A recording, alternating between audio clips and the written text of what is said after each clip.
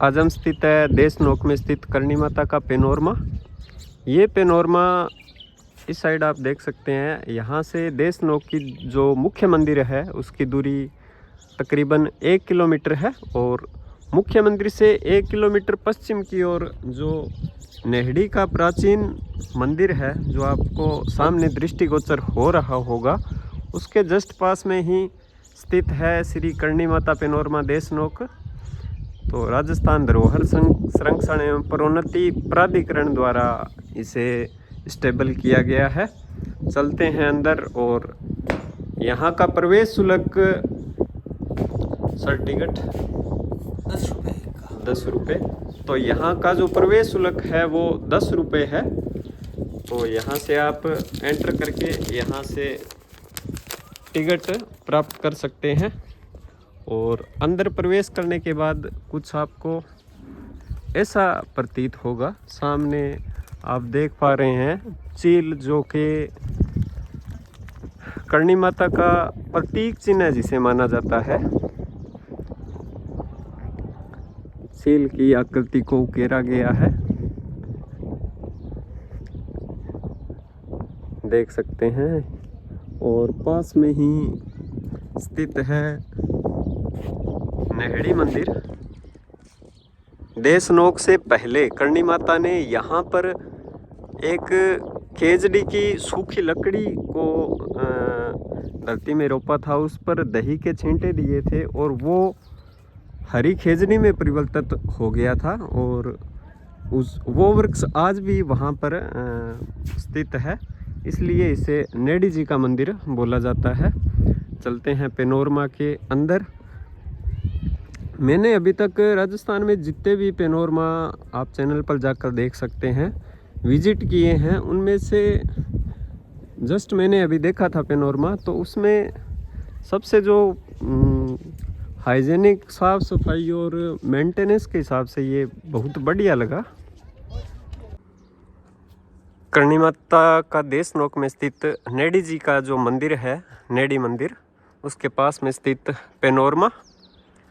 और सामने आप देख पा रहे हैं नेडी जो स्थान है, नेडी वाला मंदिर है जो कि मुख्य मंदिर से 1 किलोमीटर पश्चिम की ओर स्थित है। सामने दिखाई दे रहा होगा आपको।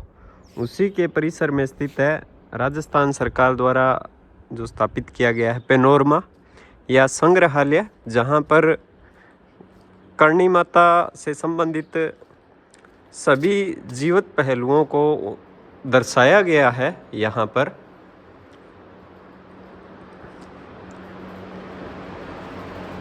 देख सकते हैं। तो करेंगे इसकी विस्तार से चर्चा। शेखा भाटी को वरदान, सेना को भोजन कराना, पिता को जीवन दान दिया था अपने करणी माता ने।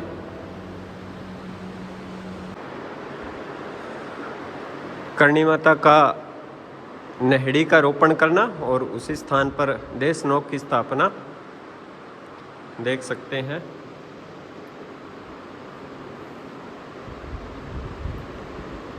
रावकाना का वध, अर्जुन और बीजा को गिद्धड़मुंह बनाना, करेंगे संपूर्ण चर्चा। करणी जी का आगमन व देशनोक नगर की स्थापना,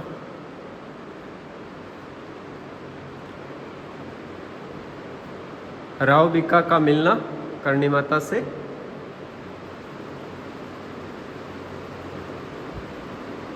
जगड़ू शाह के डूबते जहाज को बचाना,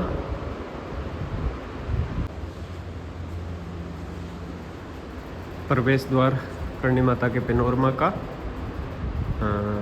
मेहा जी की हिंगलाज यात्रा, करणी जी माता जी के पिता जो थे मेहा जी की पुत्र प्राप्ति की कामना हेतु आदि शक्तिपीठ हिंगलाज माता दर्शन हेतु पद यात्रा की थी। हिंगलाज माता का जो मंदिर है वर्तमान में बलूचिस्तान, जो कि पाकिस्तान का एक राज्य है, उसमें पड़ता है। तो मेहा जी की हिंगलाज यात्रा। यहाँ पे आप देख सकते हैं करणी माता का जन्म से पूर्व माँ देवल के सपने में आना व करणी माता का जन्म। तो तो देवी कर्णी जी का जन्म फलोदी के पास सुआप गांव में मेहाजी किनिया व देवलबाई की छठी पुत्री के रूप में हुआ था और गर्भधारण के 10वें माह के समाप्त होने पर भी प्रसूति नहीं हुई और प्रतीक्षा करते करते 12वां 15वां माह भी निकल गया। और तभी एक रात को माता निंद्रा में सो रही थी तो उनको सपने में दिखा कि सामने एक कन्या हाथ में त्रिशूल लिए खड़ी है और माता को कह रही है कि मैं तेरे उदर से 21वें महीने में जन्म लूँगी। और कर्णी जी का विक्रम संवत 1444 आश्विन शुक्ल सप्तमी शुक्रवार को, और ईस्वी सन की बात करें तो 20 सितंबर 1387 को फलोदी के पास सुआप ग्राम में चारण कुल में मेहाजी किनिया के घर अवतरण हुआ और जिनका नाम रिद्धुबाई रखा गया था। उसके बाद बुआ की उंगलियों को ठीक करना विक्रम संवत 1449-50 या 1392-93 ईस्वी में श्री कर्णी जी की बुआ पियर आई हुई थी। बुआ रिद्धुबाई को बहुत प्यार करती थी और एक दिन वे रिद्धुबाई को एक हाथ से स्नान करा रही थी। तब रिद्धुबाई ने पूछा कि आप दोनों हाथों से स्नान क्यों नहीं करा रही। तब बुआ ने सारी घटना सुनाई तो कर्णी जी ने बुआ का हाथ अपने हाथ में लेकर कहा कि आपका हाथ तो बिल्कुल ठीक है, क्यों बहाना बनाती हो। और बुआ का हाथ बिल्कुल ठीक हो गया। इस चमत्कार के बाद रिद्धुबाई श्री कर्णी जी के नाम से विख्यात हुई। तो बुआ का हाथ ठीक किया था रिद्धुबाई और उसके बाद कर्णी जी के नाम से विख्यात हुई। कर्णी माता बाल रूप में देख सकते हैं आप। उसके बाद पेनोरमा में आगे बढ़ते हैं। यहाँ पे देखेंगे राव शेखा जो पुगल के थे, उनको वरदान एवं सेना को भोजन कराया था माता ने। तो कर्णी जी की प्रसिद्धि सुनकर पुगल के राजकुमार थे जो दिखाई दे रहे हैं आपको, शेखा बाटी ने सुआप गांव में पहुंचकर श्री कर्णी जी से युद्ध विजय का आशीर्वाद प्राप्त करने हेतु ऊंट से उतरकर श्री कर्णी जी के श्री चरणों में प्रणाम किया और अपना परिचय देते हुए श्री कर्णी जी से युद्ध में विजय का वरदान प्राप्त किया। शेखा बाटी के जल्दी में होने के कारण कर्णी जी ने उसी जगह रास्ते में ही अपने पिताजी का भाता खोलकर सभी जो सैनिक थे उनका आतिथ्य स्वीकार किया और 140 सैनिकों को ऊंटों से उतरकर अपने अपने बर्तन लेकर प्रसाद लेने हेतु कतार में है जो बैठ गए। और कर्णी जी प्रत्येक सैनिक के सामने जाती और अपनी छोटी सी कुल्हड़ी में से उसके बर्तन में दही उड़ेल देती और टोकरी में से रोटी दे देती। इस प्रकार सारे सैनिकों को श्री कर्णी जी ने चमत्कारिक रूप से भाता खिलाया और युद्ध में विजय पाकर वापस आते समय शेखा बाटी ने सुआप गांव में श्री कर्णी जी के दर्शन किए और अनुरोध करने पर श्री कर्णी जी ने शेखा बाटी को राखी बांधकर अपना धर्म भाई बनाया था। बढ़ते हैं पेनोरमा में आगे की तरफ और देखते हैं पिता को जीवन दान दिया था कर्णी माता ने। तो 1393 ईस्वी को वर्षा ऋतु में मेहाजी जो कि कर्णी माता के पिता थे अपने खेत से घर आ रहे थे तो अंधेरा हो जाने के कारण उनका पैर काले सांप के फन पर पड़ा और सर्पदंश से वे वहीं गिर पड़े। तो परिवारजनों द्वारा खोजबीन करने पर मेहाजी जो है वो खेत के रास्ते में मृत पड़े मिले। उनको उठाकर घर लाया गया और परिवार के सदस्यों का रोना सुनकर 6 वर्षीय बालिका श्री कर्णी जी की भी नींद खुल गई और कर्णी जी ने अपने पिता के समक्ष बैठकर सांप के दंश की जगह हाथ रख के कहा कि उठो पिताजी, काम पर लगो। इधर श्री कर्णी जी के हाथ का स्पर्श करना हुआ और मेहाजी के शरीर का विष पल भर में उतर गया और वे तत्काल रूप से उठ खड़े हुए। इस प्रकार अपने पिता को कर्णी जी ने जीवन दान दिया था। मेहाजी देख सकते हैं आप, मूर्तियों की जीवटता यहाँ पर उकेरा गया है। आगे देखते हैं अणदा खाती की रक्षा का वचन। इसमें देख सकते हैं आप, कर्णी जी से विवाह करके लौटते हुए करणु गांव में अणदा के निवेदन पर देपा जी एवं कर्णी जी अणदा के घर रुके और अणदा की मां ने गायों को धोने के बाद उसको गर्म करने के लिए चूल्हे पर रख दिया और चूल्हे पर रखा हुआ दूध आंच पाकर उफने की कगार पर आ गया। तब कर्णी जी श्रीमुख से बस यहीं तक रुक जा शब्द निकला, तभी उफरने वाला दूध वहीं रुक गया। और अणदा की माँ ने श्री कर्णी जी से कुआं खोदने वाले अणदा के लिए आशीर्वाद मांगा। इस पर श्री कर्णी जी ने कहा कि उसे कहना कि जब विपदा में हो तब मुझे याद कर लेना। तो देपा जी का भ्रम निवारण करना, यहाँ पे आप देख सकते हैं। कर्णी जी से विवाह करके देपा जी स्वाब से साठिका के लिए रवाना हुए और रथ के नीचे पानी की मटकियाँ बिना फूटे ही खाली होने पर देपा जी ने श्री कर्णी जी को बताया। तो कर्णी जी ने कहा कि आप पीछे मुड़कर देखें, पास ही पानी की तलाई भरी है। तो देपा जी ने देखा तो वहाँ स्वच्छ पानी की तलाई भरी नजर आई और कर्णी जी को पानी पीने के लिए देपा जी ने जैसे ही रथ का पर्दा उठाया तो कर्णी जी सिंह पर सवार रूप लावव्य तेज युक्त महाशक्ति देवी के रूप में खड़ी हुई दिखाई दी, जैसा आप देख सकते हैं। और कर्णी जी ने देपा जी से कहा कि आपको मैंने अपने लौकिक और वास्तविक दोनों रूप बता दिए हैं। मैं आपकी सहधर्मिणी अवश्य हूँ, परंतु आप मुझसे गृहस्थ संबंध नहीं रखेंगे और अपनी गृहस्थी के लिए आप मेरी छोटी बहन गुलाबबाई से विवाह कर लेना। श्री कर्णी जी के द्वारा नेहड़ी का रोपण करना और सूर्यास्त के समय श्री कर्णी जी गोधन के साथ जिस स्थान पर पहुंची वह स्थान वर्तमान श्री नेहड़ी जी मंदिर है। और इस नेहड़ी जी मंदिर की ऐतिहासिक कथानक के अनुसार श्री कर्णी जी ने अपने सेवक गुणिया को सुबह खेजड़ी के वृक्ष की सूखी लकड़ी लाने को कहा। तो सेवक सूखी लकड़ी लाकर श्री कर्णी जी को दे दी और कर्णी जी ने उस लकड़ी को ज़मीन में गाड़ दिया और उसके दही के छींटे दिए और यह सूखी लकड़ी खेजड़ी का हरा वृक्ष बन गया।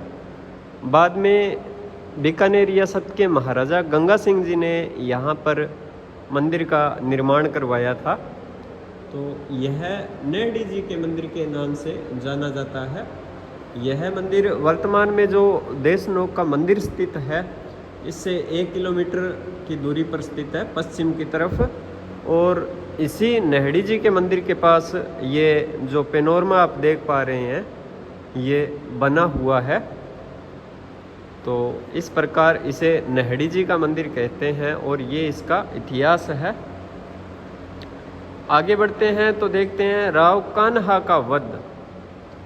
विक्रम संवत 1475 1418 ईस्वी में राव कान्हा 50 सवारों के साथ हाथी पर सवार होकर श्री कर्णी जी को निकालने के लिए जोहड़ पहुंचा और केलू जी तथा श्री कर्णी जी से अत्यधिक अपशब्दों का प्रयोग करते हुए जोहड़ छोड़कर कहीं अन्यत्र चले जाने को कहा। तब कर्णी जी ने कहा कि बिना किसी कारण के मुझको क्यों परेशान करते हो।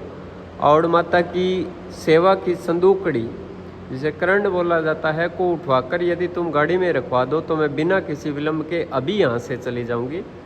तो कान्हा ने अपने सेवकों को संदूकड़ी उठवाकर गाड़ी में रख देने का आदेश दिया, लेकिन संदूकड़ी उठाना तो दूर, सेवकों से वह संदूकड़ी हिली तक नहीं और हाथी के खींचने से भी संदूकड़ी नहीं हिली। लेकिन इसी खींचातानी में उसका एक पाया टूट गया। इस पर श्री कर्णी जी ने कहा कि यह कर्ण का पाया नहीं टूटा है, बल्कि कान्हा तेरी उम्र खंडित हो गई है। यह सुनकर कान्हा और भी ज़्यादा क्रोधित हो गया और कहा कि यदि तू वास्तव में देवी का रूप है तो बता मेरी मृत्यु किस दिन होगी। इस पर कर्णी जी ने कहा कि आज के 6वें महीने तेरी मृत्यु है। लेकिन जब बार बार कान्हा ने हट करके मृत्यु को समय तुरंत बताने के लिए कहा तो कर्णी जी ने क्रोधित होकर जाल के वृक्ष की एक लकड़ी तोड़ी और उससे एक रेखा जमीन पर खींचकर कहा, जैसे ही तू इस रेखा को उलांघेगा तेरा अंत हो जाएगा। तो कान्हा ने रेखा उलांघने के लिए तुरंत ही घोड़े की एड़ लगाई और रेखा को उलांघते ही सामने से एक सिंह ने प्रकट होकर कान्हा को हाथल मारी, जिससे उसी समय उसके प्राण पखेरु उड़ गए। तो यहाँ देख रहे हैं राव कान्हा का वध किया था कर्णी माता ने। आगे अर्जुन और बीजा को गिदड़मुंह बनाना। राव कान्हा श्री कर्णी जी पर रिडमल को वरदान देने से नाराज था, तो उसने श्री कर्णी जी को जोहड़ से निकालने के लिए जांगलू के कुएं पर उनके पशुओं को पानी नहीं पीने दिया और श्री कर्णी जी से नाराज होकर अर्जुन और बीजा उदावत भाइयों को श्री कर्णी जी को तत्काल जोहड़ से निकाल देने के लिए भेजा। अर्जुन और बीजा ने श्री कर्णी जी को जोहड़ से निकल जाने के लिए जब अपशब्द कहे तो अभद्र व्यवहार किया, तो कर्णी जी ने उनसे नाराज होकर कहा कि गिद्दड़ मुँह हो, यहाँ से भाग जाओ। कर्णी जी के ऐसा कहते ही अर्जुन और बीजा के मुँह जो है वो गिद्दड़ के हो गए, और उनके जांगलू पहुंचने पर जब राव कान्हा ने उनके मुंह गिद्दड़ों की शक्ल में देखे तो वह क्रोधित होकर स्वयं युद्ध में जाने की तैयारी करने लगा। अभी तक दिखाते हैं आपको पेनोरमा का दोबारा से व्यू। कर्णी जी के द्वारा नेहड़ी का रोपण, देपा जी का भ्रम निवारण करना, अणदा खाती की रक्षा का वचन, सरमपदस से अपने पिता को जीवित किया, मेहा जी को, राव शेखा भाटी को वरदान एवं सेना को भोजन कराया। बाल्यकाल में कर्णी जी ने अपनी बुआ की अंगुलियों को ठीक किया था। बढ़ते हैं आगे की तरफ।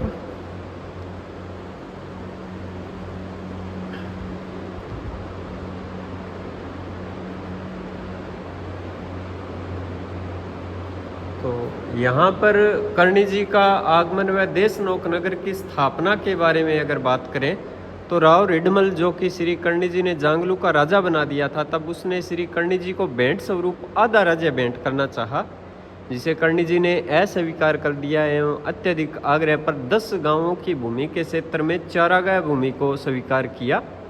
और 1419 ईस्वी को वैशाख की शुक्ल द्वितीया को शनिवार को कर्णी जी ने अपनी ढाणी से 1 कोस पूर्व में देशनोक गांव का शिलान्यास किया था। तो श्री कर्णी जी की मान्यता आसपास के गांवों में फैल चुकी थी, इसलिए यह स्थान एक गांव के स्वरूप में आ गया। और एक दिन राव रिडमल ने जोहड़ में पहुंचकर श्री कर्णी जी से प्रार्थना की कि यह गांव मेरे देश की ओट पनाह है, इसलिए इसका नाम देश ओट रखिए।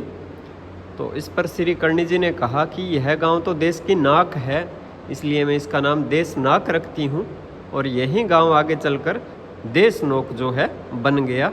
तो इस तरह से देशनोक की स्थापना हुई थी। बीका का देशनोक आगमन व बीकानेर की स्थापना यहाँ पे देख सकते हैं आप।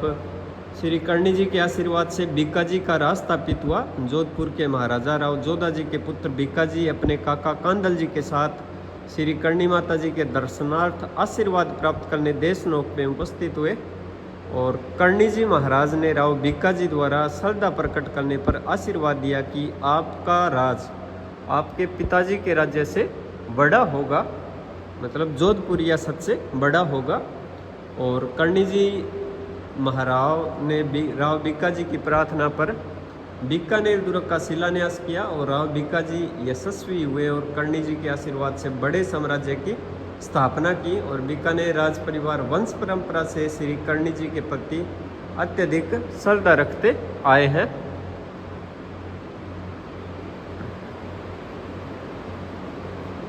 राव बीका का विवाह, और यहाँ पे राव बीका कर्णी जी से आशीर्वाद प्राप्त करते हुए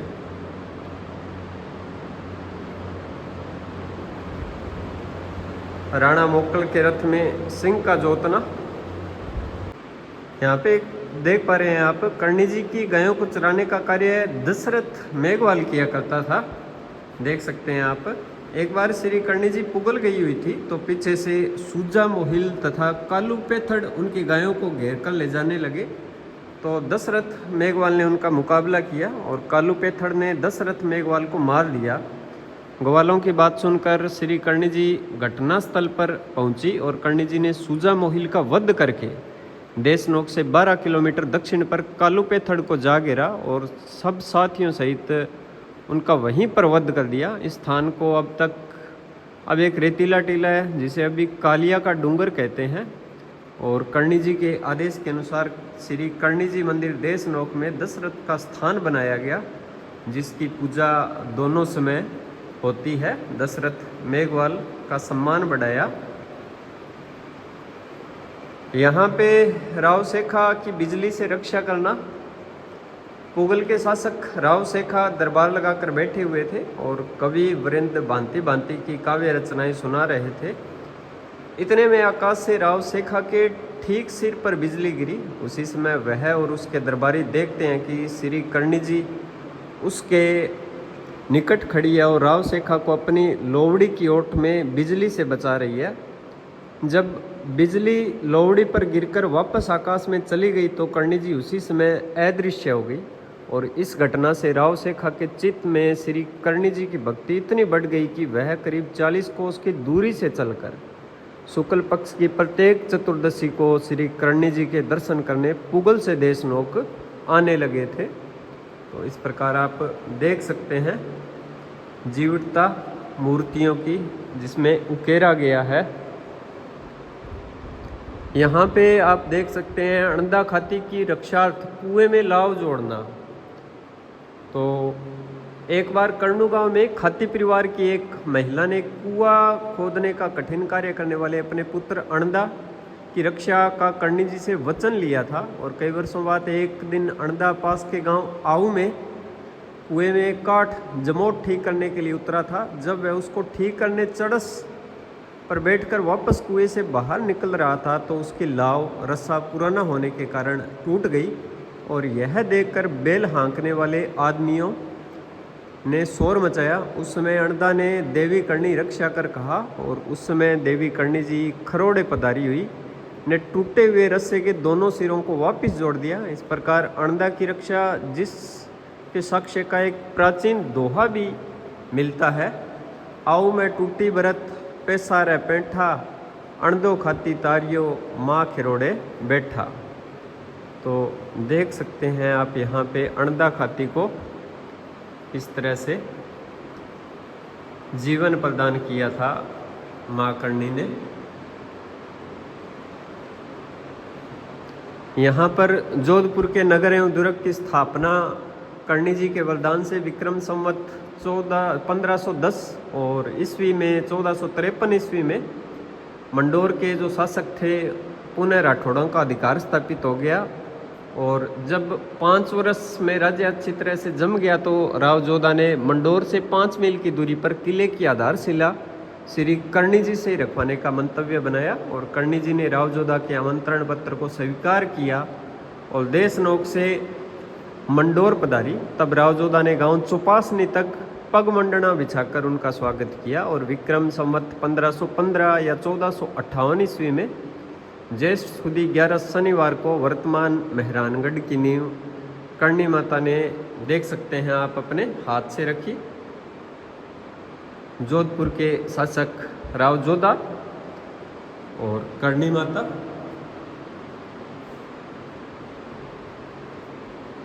कवि खेतसी 12 क्रीट लिखा हुआ जोधपुर गढ़ की स्थापना के अवसर पर कर्णी जी ने समय पधार कर जोधा को आशीर्वाद दिया था। इसका साक्षी एक प्राचीन गीत भी मिलता है, देख सकते हैं।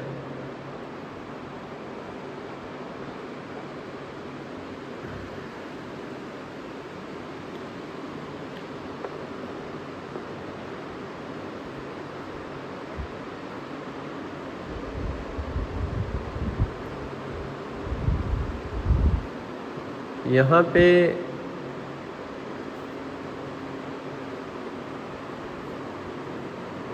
श्री कर्णी जी द्वारा बन्ना सुथार को आंखें देना और महाराजा जोरावर सिंह की देशनोक यात्रा देख सकते हैं आप। करण सिंह जो शासक थे उन पर कर्णी जी की कृपा।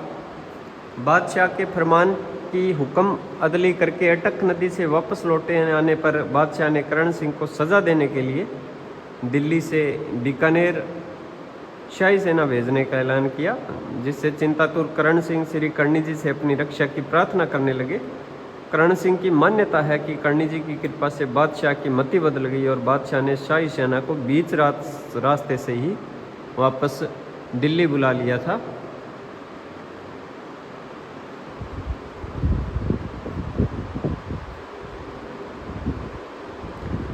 जोरावर सिंह की देशनोक यात्रा और देवी श्री कर्णी जी का महाराज गत सिंह जी को आशीर्वाद देना।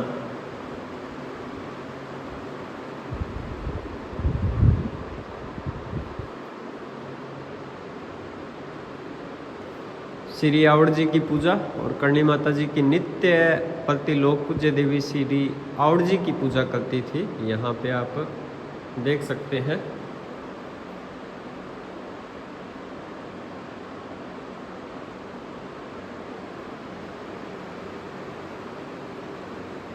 महाराजा जोरावर सिंह जी, करणी जी द्वारा अलवर के महाराजा बख्तावर सिंह, जिनका शासनकाल 1791 से 1815 ईस्वी को था, उनकी उदर पीड़ा मिटाना। कल्याणमल लोडा का देवी श्री करणी जी को चुनौती देना। महाराजा विजय सिंह जी के लिए करणी जी से विनती करना।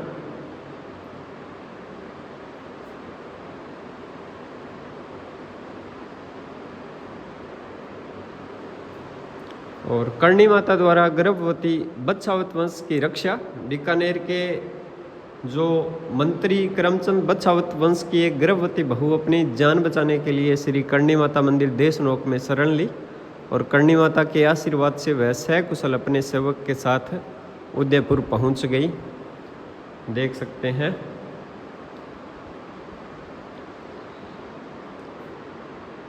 यहाँ पे श्री करणी माता जी अपने पुण्य प्रताप से जन जन की आस्था में सदियों से विराजमान है और 151 वर्ष की आयु में देख सकते हैं आप की आयु में श्री करणी जी महाराज देह त्याग कर अंततः विलीन हो गई।